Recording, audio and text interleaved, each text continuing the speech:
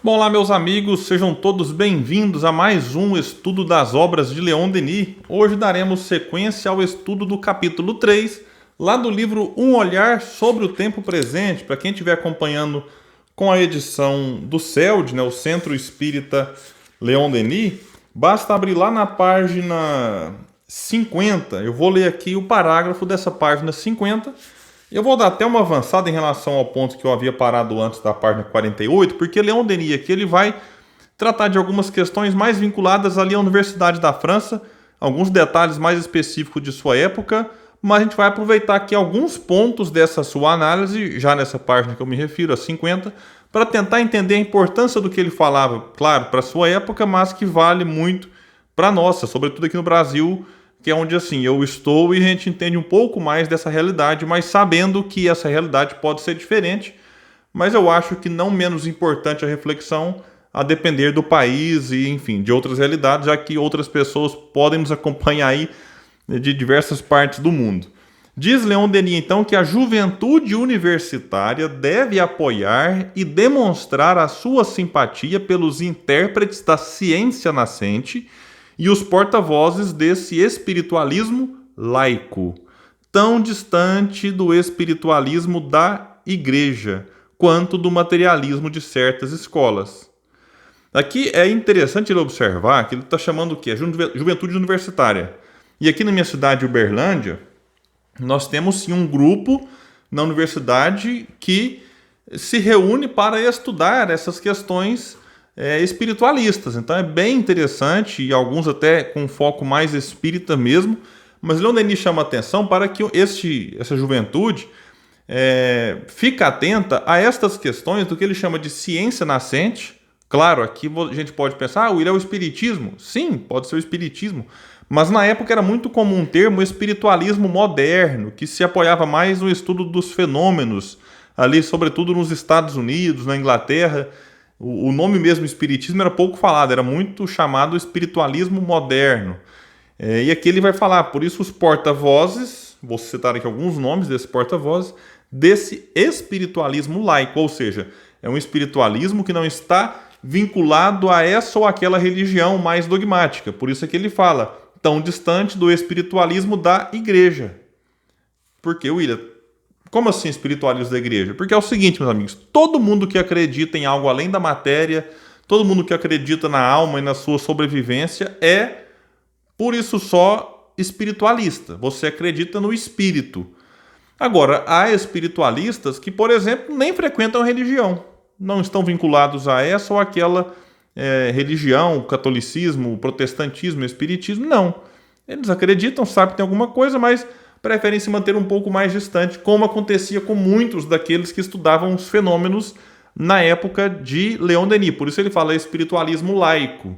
Se debruçam sobre o fenômeno, mas não fazem parte de nenhuma religião. E claro, há aqueles que se debruçam sobre os fenômenos e falam, olha, eu continuo católico, eu gosto da missa, eu gosto, né, de entender ali algumas questões vinculadas aos dogmas, enfim. Há aqueles que se debruçavam sobre os fenômenos e eram protestantes, acreditem se quiser. Como assim que a pessoa pode ser? Porque até esse conceito de hoje de evangélico no Brasil foi um pouco desvirtuado. Claro, tem uma origem também nos Estados Unidos, mas aí aqui no Brasil toma uma outra proporção. Enfim, o que a gente vê hoje aqui, que a gente chama de protestante, de evangélico, com todo respeito a eles, é muito diferente daquilo que se teve lá no começo, nos primórdios do protestantismo, com a figura, por exemplo, de João Calvino e do próprio... Agora me deu aqui um branco, que é lá o alemão. Agora, enquanto eu vou pesquisar aqui, enquanto a gente fala. Então, muita coisa foi desvirtuada. E aí a gente não pode querer confundir as coisas e achar que é tudo igual o que tem hoje com o que se tinha na época. Não é. Martinho Lutero. Nossa, mas esse nome aqui eu falei tanto e agora aqui simplesmente fugiu. E claro, eu não vou editar esse vídeo nem esse áudio que vai o áudio para a Rádio Fraternidade e o vídeo para vários canais. É para ver que palestrante também tem hora que foge um pouco a memória. E aí, pessoal, vai falar então que um movimento parecido já se formou nas universidades estrangeiras. Ele estava falando aqui mais da França e agora fala, olha, nas estrangeiras já aconteceu.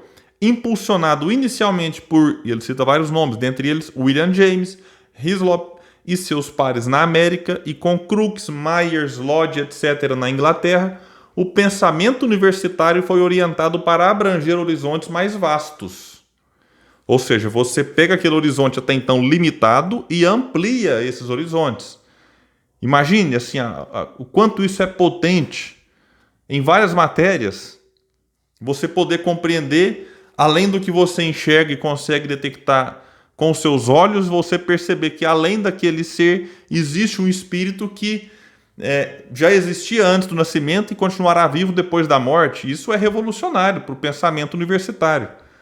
Diz ele então, o estreitamento de relações que acabamos de estabelecer com as grandes instituições de além-mar facilitará esta renovação do ensino oficial em nosso país, o qual se dedicará a elucidar todas as grandes questões da vida e da morte, e a preparar melhor o homem para as lutas e as tarefas da existência. Porque isso é uma coisa lógica, mas infelizmente pouco compreendida. Que assim, quando você compreende o além-túmulo, ou o que você consegue compreender do além-túmulo, você tem novas forças para resistir antes do túmulo, digamos assim. Então não é como muita gente pensa que já que a vida continua, eu vou deixar para resolver as coisas na outra. Não, já que a vida continua, então não vou me preocupar com ser melhor, vou ter outras chances, não. Aquele que realmente compreende, como vai dizer Leon Denis no seu livro que nós já estudamos aqui, O Porquê da Vida, ele ressignifica a sua existência presente e dá mais valor a ela, como sendo uma belíssima oportunidade de sair desta existência maior, mais maduro, mais evoluído, já que este é o objetivo de aqui estarmos. Vai dizer então, continua Leon Denis, falando que a filosofia deve se renovar e, de outro lado, a escola primária deve inculcar nas crianças do povo as noções de uma moral que não seja desprovida de sanções. Aqui ele chamando a atenção agora, talvez quando ele fala escola primária, a gente poderia dizer assim, hoje os primeiros anos de uma criança na escola, muda tanto o nome disso também, ensino básico eu acho, né, que é hoje, da gente incluir ali esse ensino, olha, né, você tem que tomar cuidado com o que você faz, porque você não pode simplesmente para se beneficiar de algo, prejudicar outra pessoa. Dar uma questão, olha, né, simplesmente falar de cristianismo, mas sem ser vinculado a nenhuma religião, nem espiritismo, nem nada. É simplesmente a regra básica de, olha, você deve fazer com o outro e gostaria que o outro lhe fizesse. Ensinar essas questões, a importância do perdão, a importância de ser uma pessoa boa, de ser solidário, de ser fraterno, de respeitar as pessoas, de respeitar a natureza, de mostrar que estar encarnado ou estar vivo, chame-se como quiser, não é simplesmente buscar uma vida, digamos assim, o lucro, a riqueza a qualquer custo, passando por cima das pessoas. Isso é ensinado na primeira infância, vai ajudar muito essa pessoa quando ela entrar na adolescência e também na madureza.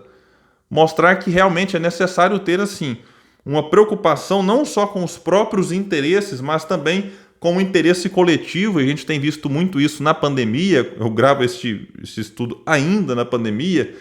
A gente percebe como que o egoísmo prejudica o próprio combate do vírus, da pandemia, enquanto aqueles que pensam não só em si, mas também nos outros, eles têm um comportamento mais adequado. E isso na primeira infância, você consegue ter maiores êxitos quando essa criança ser o adolescente. E aí a gente vive falando que o adolescente é o futuro da humanidade, os jovens, mas se não começa lá embaixo, tudo fica mais difícil, eu não digo impossível. Eu sempre acredito na mudança do ser humano. Continuando aqui, então, ele fala que não se pode exigir que tal moral seja ensinada exclusivamente, olha a palavra que ele usa, pelas famílias, já que muitas dentre elas estão impossibilitadas de fazê-lo. E aí cabe a quem auxiliar? Eu falo auxiliar, porque o papel não é exclusivo das famílias. Portanto, é ao Estado que incumbe assumir a obrigação e a responsabilidade de tomar iniciativas neste sentido. E assim, reconstituir o vínculo moral e social, de sociedade, que subentendia a unidade do país sob o ancião regime, que tem uma nota falando que designa o sistema político, econômico e social da monarquia, ou seja, do período anterior à Revolução de 1789. e que se esgarçou com o passar dos séculos em função da evolução realizada. O Estado republicano deve se esforçar para restabelecer esse vínculo, não mais pelo constrangimento ou pela sujeição ao dogma, porém por meio de uma educação nacional alicerçada em bases científicas e inspirada por princípios livremente aceitos. Então não é mais uma imposição. Você vai colocar essa educação então alicerçada em bases científicas, que não é mais, eu te obrigo a acreditar que a vida continua. Não, você vai mostrar para a pessoa, ensinar os fatos já apurados, já levantados, já constatados por homens de ciência, homens que alguns são espíritas, outros não, repito. Então é isso. E inspiradas por princípios livremente aceitos. Então nada de imposição. Mas também não é porque a gente não vai impor que não se deve falar no assunto. E é claro, cada um fica livre para aceitar ou não aquilo que se ensina, aquilo que se orienta. Sempre com qual objetivo? Ajudar na construção de uma sociedade melhor. Então, Leon Denis era alguém extremamente antenado com as tarefas de sua época. Ele vai continuar dizendo aqui que depois de interferir na escola, o Estado deverá ajudar na formação. Então, primeiro o Estado atua na escola e depois deverá ajudar na formação de centros ou focos laicos de irradiação, objetivando conservar intactas nos espíritos e nos corações as riquezas lentamente conquistadas para que a França possa manter o prestígio que atualmente lhe confere o título de iniciadora. E ele conclui o capítulo dizendo que, para isto, o ensino ministrado pelo Estado deverá levar em conta os fatos psíquicos e as revelações que se manifestam em todos os lugares e cuja coordenação formará a mais ampla síntese do espírito humano. Isso quer dizer que esse ensino tem seu ensino espírita? Não, mas basicamente um ensino espiritualista apoiado, claro, em fatos. Você pode fazer isso sem citar nome de espírito, sem citar nome de médios, nada, mas trazendo ali a parte moral dessa doutrina e dizendo que ela se apoia sim em fatos. Enfim, temos muitas formas de fazer isso. Claro que o Leon Denis deixa dicas para a sua época, dariam para que elas fossem aproveitadas hoje? Sim, sempre dá. E eu acho que esse é um ponto, é para que aqueles que trabalham na área da educação, enfim, aqueles que estão em diversas frentes, possam refletir com o próprio Leon Denis, que, repito, era alguém preocupado com as questões sociais da sua época, que eu acho que a gente precisa herdar um pouco disso dele. Eu agradeço a todos, nós assim finalizamos o capítulo 3 e no próximo estudo iniciaremos o 4, intitulado O Impulso Espírita ao Progresso das Nações. Veja que título interessante. Valeu, pessoal, e até o próximo estudo. Fiquem todos com Deus, todos em paz.